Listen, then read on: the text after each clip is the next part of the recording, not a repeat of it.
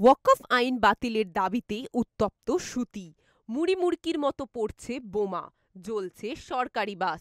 পরিস্থিতি সামাল দিতে কাঁদানে গ্যাস ছোড়ে পুলিশ, দাও দাও করে জ্বলছে একাধিক গাড়ি।